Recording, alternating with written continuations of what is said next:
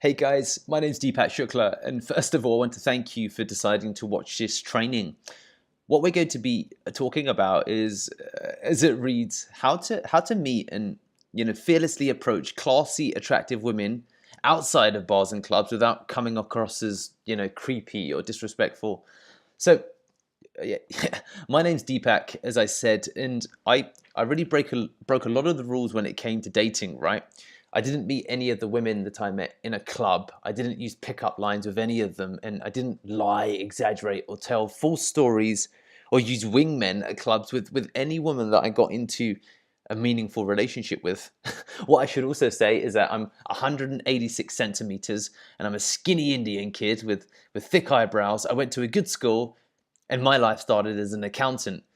The reason that I tell you those things is because if you're anything like me, you know that Indians date Indians, the Chinese date the Chinese, and that's really, how this stuff works with the, religion, race, culture, and background that you're from. And ultimately, I have dated Spanish, Caribbean, French, Dutch, Danish, English, Nigerian, I think maybe a few more partners, and all of them without fail have said I didn't even consider dating Indians before. So the end result is that now I've been for several years in an amazing relationship with my partner Daniela.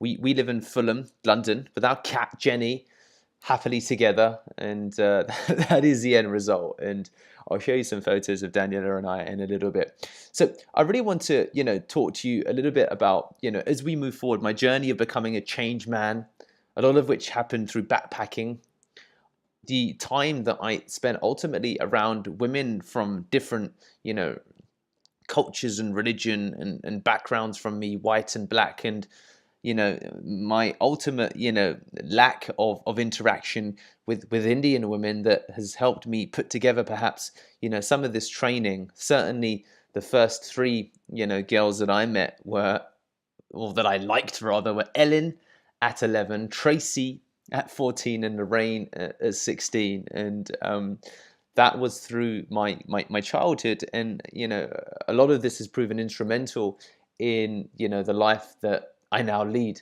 So who is this video for? This video is really for men who struggle to meet and talk to women that they find attractive or interesting. It's for men who feel insecure by the labels that you've either given yourselves: Asian, nerd, overweight, unattractive, short, small, weird. All of these labels that you give yourself or that are given to you. And as well as men who don't, buy into this aggressive dating style, the tactics that a lot of gurus endorse. And for those of you men who ultimately, like I was, interested in meeting intelligent, attractive women outside of clubs and cheesy pickup lines. So the reason that I find most current advice impractical really is because there's this requirement to change yourself, right? It involves going to places that you might not really want to, like clubs. It involves you, or focuses upon you being aggressive or being bold. It often comes from coaches who have everything working for them. They're, white, attractive, Anglo-Saxon, athletic men or women. And you know what? Most of us who are struggling or who have struggled aren't like that, okay? It doesn't deal with issues of ethnicity, of stereotypes, of the insecurities that come with all of that, and how to practically overcome it. So I want to introduce you to myself a bit more formally. I'm an entrepreneur. I don't like that word. I do stuff here in London, in the UK, and in my 20s, to which these pictures relate. I really traveled the world and had some really cool adventures, from the Iron Man to running marathons to fighting Thai kickboxing, and then that ultimately culminating in doing a TEDx talk, right? That has extended to travels with backpacking, as you can see at the top left, on a safari that I was in South Africa, for training with the British Army and applying ultimately to the Special Forces, to hitchhiking from London to Tallinn, Estonia, which is the bottom left picture, to also giving presentations where I ran my own meetup events and public events about how to generate a business that can, really change your life. So as you can hopefully intuit or appreciate that, I learned a ton along this random journey that I have, and especially learned a ton when it came to, attracting, quality, beautiful women for long-term relationships, as well as, casual relationships as they were along the way. And, through these experiences and this journey that I had with backpacking, living abroad, spending time across multiple countries, I learned that most dating advice, because I read up on it and I looked into it and tried it, it just flat out doesn't work for a lot of guys, right? On one end, you've got pickup artists saying how you should aggressively use high pressure tactics to take girls home from bars, and that just feels it's sleazy, right? It's not authentic. And then on the other hand, you've got people telling you to just be yourself. And when you're early in the process, you don't even know what that really means, right? You don't even know what that really means. So this journey that I went on ultimately led me to falling in love. This is her. This is this is me and Daniela over the last couple of years, and I really am grateful for the experiences and the journey that I went on, because otherwise we wouldn't have been together for several years now. So I want to really talk about why my advice is different, okay? So I've tried the tactics the gurus mentioned, right? When I went backpacking, when I went traveling, when I've lived abroad. I've been in therapy, cognitive behavioral therapy, person-centered counseling, relationship therapy, psychodynamic therapy. I've spent over 1,000 hours in therapy through my 20s. I am not about the gloss or the glamour. You will see pictures of me and you'll understand, or you may well have already looked me up and understand. And you know what? I lived with my folks until I was 30. I'm 33 years old right now at the time of recording. I got nowhere a lot of the time with Tinder, and had to deal with what I call the Apu preconception, right? Ultimately, that people have this vision of who I like, whether they'll like me, the kind of things that I'm interested in, based upon the color of my skin and my name, Deepak or Deepak, and what that means in respect to stereotypes for a lot of people. So I'm really, if you're Asian, if you're skinny, if you look average or unattractive, or you've got these stereotypes that you're born into or that are given to you, then listen, I totally empathize, because I'm there. I'm with you, and it sucked a lot of the time. So what I want to do right now is I want to give you 4 strategies that you can use to just basically get into more conversations with beautiful and intelligent women, right? With beautiful and intelligent women. There's 4 things here that I think are important to that process of getting into the kinds of conversations that can lead you into the relationships, whether casual or long-term, that you want. So the first thing is proximity. So I think that your ability to meet attractive women is determined by how close, like literally in terms of distance, you are to them. Okay, and the simplest place is dead zones. So what is a dead zone? Cafes, traffic lights, train platforms, train seats, supermarkets, retail stores, bookstores, music stores, queues of any kind, and anywhere people just wait or browse, right?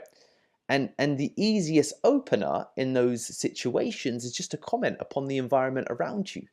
No sleazy pickup line, no negging, or just an opener about a comment about the environment, and we'll go on to talk about that more. The next thing is isolation. Okay, I I still fear public rejection. I can work with it, but I understand it's not easy, and I don't expect you to then go up and just be public with somebody and deal with that. It also is important that you can approach women in places where you're free from the fear of rejection, which is where it's just you and her, and the only fear you have to deal with is your own fear. and not the looks of people around you, okay? Which is what a lot of these places, if you look carefully enough within certain cafes and certain seats at certain train seats on platforms and certain sections of a music store, you can find that isolation. It removes these external stressors, right? And what that gives you room for is room to find yourself, to find your approach, to find your way to success in combination with these strategies. The next thing is anonymity, okay? Because you can still be in a quiet place, but you still might be in your local neighborhood. You still might be hitting upon a girl whose, brother happens to know you. You still might be hitting upon a girl that you're maybe likely to see the next day because it's on your train or bus route to school. So public places where no one knows you are excellent. And that's why traveling was life changing for me, right? Because women were open to talking to me. They were open to just being spoken to because meeting people was, the de facto way that you travel for a lot of the time. Especially in those days when I traveled, I'm an old man. Back in 2004, when I first went away at 18 years old, I didn't have a mobile phone. Mobile phones weren't even that common. There certainly wasn't, the addiction that we had today. And it meant that the focus was hugely on conversations. So holidays, different cities, different countries, backpacking, and living abroad are all excellent ways of developing this anonymity. The next thing is visual advantages, okay? So we think so much in terms of our lack or our issue. I'm brown, or I'm skinny, or my name is Deepak, or what will people think if I'm an Indian? All of these things can be advantages, right? If you've got a British accent, like I've got a British accent, if you've got an American accent, like I haven't got an American accent, I find foreign accents really interesting. My partner's got this beautiful Italian accent. She thinks it's not great. I love her for it. And it's the same for you, right? I've got an English accent. I've got a particular tone to my accent, and my partner thinks it's great.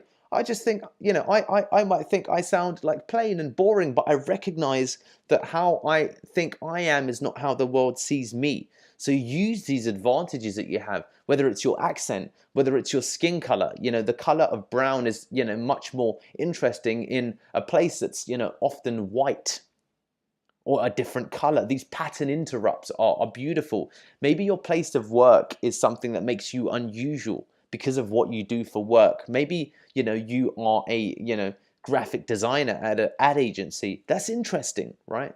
Maybe your hobby is World of Warcraft. That's interesting because if you're passionate about the World of Warcraft, that is great. Maybe you're extremely tall, you're extremely muscular, you're extremely thin. Maybe, whatever it might be. Guys, think about where a woman would find the way that you are attractive.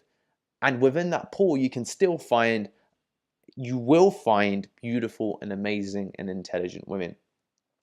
So what I want to do now is to transition into a little document that I put together for what you can do or how you can actually use these strategies in a practical way to get, 3 or, a couple of dates by this time next week.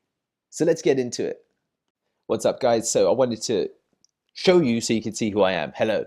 So basically, the first thing I think that's important in this strategy is really just to head to the dead space, right? Or become aware of your dead spaces this week. So you probably already visit one of these places. You probably haven't spent perhaps any length of time because you're focusing on getting to your destination if you're at a train platform, or if you're at the supermarket, or if you're at a queue of any kind, or you might visit them more infrequently. So just aim to get to a dead space or become aware of your dead spaces, and then, look at them differently this week. So that's the first thing that you could do, okay, that I think would become, quite important as a step to, or a conduit to, having that opportunity to practice and to, meet somebody along your way. And that's, the one of the big things that you can do. Second thing, once you're at one of these dead spaces, is to use a simple opener, okay? Now, these simple openers, if you're wondering, apply both, online and offline potentially. We're talking about the offline space at the moment, but having an opener in your mind that is very simple, that follows typical conversation, is a great way to break the ice, so to speak. So in a cafe, it could be, sorry, have you tried the new gingerbread latte? I'm thinking about getting it, but I wanted an insider's opinion first. What do you think? as an example. Now, I've just spouted that off the top of my head, right? But I've had practice. But you could think about something that would make sense there, that you'd be, comfortable in terms of an item. It doesn't even need to be anything new. It could be, you know what, have you tried these Starbucks cappuccinos? Are they, I'm a Costa guy myself, but are they any good? I'm about to order one. And they could say whatever they say, right? In a bookstore, you could say, um, if you're after a book recommendation or not, here's the book I recommend anyway. Or do you have something? I'm just browsing for a new book. Like, do you have something that you think makes sense? I'm a fiction guy myself. I don't know if I'm asking the wrong person. Train platform. Sorry, do you know how long it takes to get to Reading? I'm just on my way there, and I think I'm going to be running late. Sorry, do you know when are these trains normally delayed? Because I've got somewhere to get to, and I don't want to be late. Sorry, is this the right platform for going to Reading? But what I really want to know is that, do you know if it stops at Crawley? Music store. Ah, okay. So, are you someone like myself who also enjoys listening to physical records? What's the last record that you bought? Or what do you think of this record? Asking open questions. So you can think of whatever your simple opener could be. I've given you some examples. You can take them, you can improve them, you could use them, but use that as, a framework to really making sure that you are smooth and using just regular openers. This is regular conversation for everyday life, so to speak, right? It continues, okay? Sorry, I know that you're here, so I thought I'd ask, do you know where they keep their, international rices? Do you know where they actually keep their salt and pepper? Do you have that same issue? Sorry, do you have that same issue as well? I'm trying to decide which of these rices are my favorite. Okay? What are your insights? Q. So, do you know how long we're going to be here? I'm wondering if we're going to get in. How long have you been waiting for the bus? How long have you been waiting for the train? Great, amazing. That sounds like this train's going to be forever, isn't it? So these are all examples of simple openers that aren't negging or hitting that anyone can use, because it's following typical conversation that you might have with your friends. Okay? So then once you've opened, think of perhaps a story in your mind of each situation. So think about, if you were in a cafe, what was the last drink that you had that surprised you? What then became your favorite drink? Do you have interactions with the cafe staff? Are you someone who just keeps your head down and then wants to get in, get out? Because that could be a story within itself. Same thing with the bookstore. What is the last book that you actually bought in a physical shop? What was the last actual book that you read? Do you prefer Kindle to Audible? Now think about the answers that you would have for someone who asked you such questions, and then you could use that to weave a narrative, okay, to weave a simple story that relates to each situation. Same thing with a platform. When was the last time that you were late, Deepak? When was the last time that you, were delayed because of the train being late? When was the last time that the train actually ran on time? How was it for you? What was the experience like? Have you met any weird and wonderful and random commuters along the way? Again, I'm spitballing, but these are really quite cool things that you could use to piece together, simple stories you could have per situation. Music store. Wow, you know what? I can't believe these places still exist. I've been coming to these places for 15 years, and everyone said it's the end. But here we are. What are you in the market for today? That could probably be tweaked. That could be slightly better. But then build, a narrative. You know what? I always wonder when I come in if it's going to be the last day that I'm going to be coming in. I always thought that they'd start selling perhaps some digital services or using something with barcodes, and I just can't believe it. So think about what your narrative might be, okay? What you can use as a part of normal conversation to break things up. Once you've got some responses and once you've got some replies, then not every reply might be positive, not every response might be exactly that what you want, but this is simple ways to practice your storytelling, simple ways to discuss openers. And for now, based upon the feeling, you say, you know what, I'm headed out, but would you like to go for a coffee one day? You know what, sorry I hope this doesn't seem weird. You seem cool. Cool is a very interesting word. Would you like to go for a coffee? Sorry, this is, I'm terrible at doing this, but would you like to perhaps go for a coffee sometime? Asking for a coffee and not asking for a number is more likely to get a yes response, because asking for a coffee feels like a normal thing to do. Asking for a number feels a little bit aggressive, but the end result is still the same. So these are the 3 steps that can lead to the 4th, which is ultimately getting the number. So I hope that makes sense, guys, and I'll catch you in the next training.